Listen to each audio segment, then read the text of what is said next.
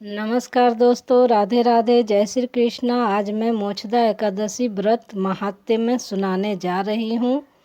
श्री अर्जुन बोले, हे भगवान, आप तीनों लोकों के स्वामी हैं, सबको सुख देने वाले हैं, जगत के पीतर हैं, इसलिए मैं आपको नमस्कार करता हूँ। हे देव, आप सबके हितैषी हैं, कृपा कर मेरे एक संशय को दूर कीजिए।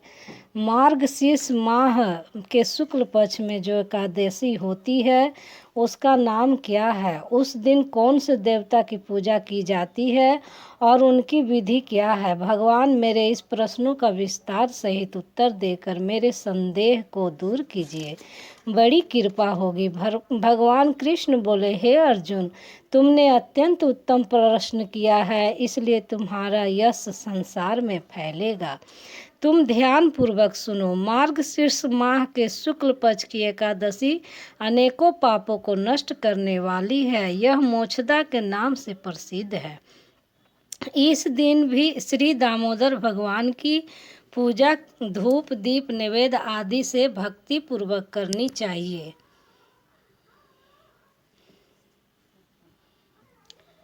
हे अर्जुन, अब मैं एक पुराण की कथा कहता हूँ। इस एकादशी के व्रत के पुण्य के प्रभाव से नरक में गए हुए माता पिता पुत्र आदि को स्वर्ग की प्राप्ति होती है। इसकी कथा इस प्रकार है, तुम ध्यान पूर्वक सुनो। प्राचीन गोकुल नगर में बैखानस नाम का एक राजा राज्य करता था।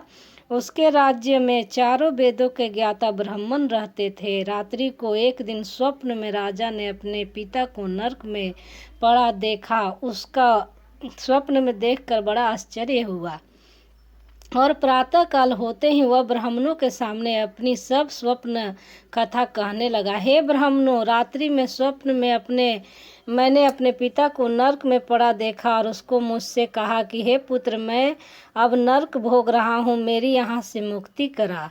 जब से मैंने उनके यह वचन सुने हैं तब से मुझे चैन नहीं है। मुझे अब राज सुख ऐश्वर्य हाथी घोड़े धन स्त्री पुत्र आदि कुछ भी सुखदायक प्रतीत नहीं होती है। अब मैं क्या करूं, कहाँ जाऊं? इस दुख के कारण मेरे शरीर तप रहा है।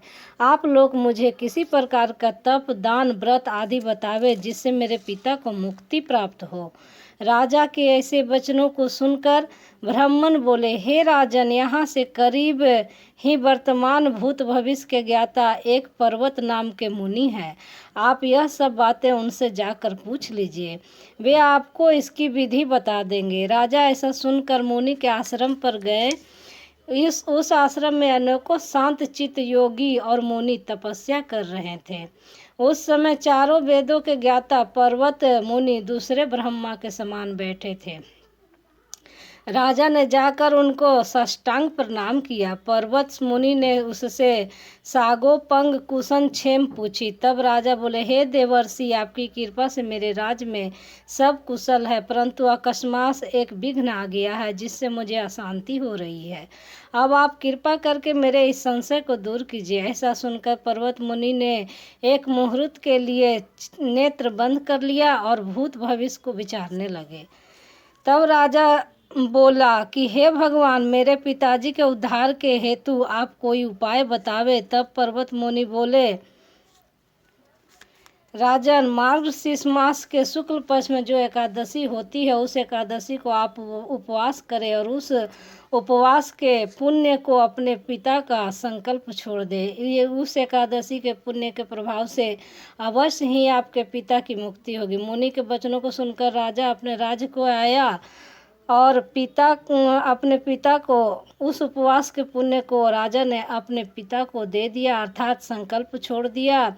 उस पुण्य के प्रभाव से राजा के पिता को मुक्ति मिली और स्वर्ग में जाते हुए उसने पुत्र से बोला, हे पुत्र, तेरा कल्याण हो। यह वह कहकर स्वर्ग को चला गया। मार्गशीर्ष माह के शुक्ल पक्ष को मोक्षदा एकादशी को जो व्रत करते हैं उनके समस्त पाप नष्ट हो जाते हैं और अंत में स्वर्ग को प्राप्ति होती है। इस व्रत से बढ़कर मोक्ष देने वाला दूसरा कोई भी व्रत नहीं है। इस कथा को सुनने व पढ़ने से वाजपेय यज्ञ का फल मिलता है। यह व्रत मोक्ष देने वाला चिंतामणि के समान है।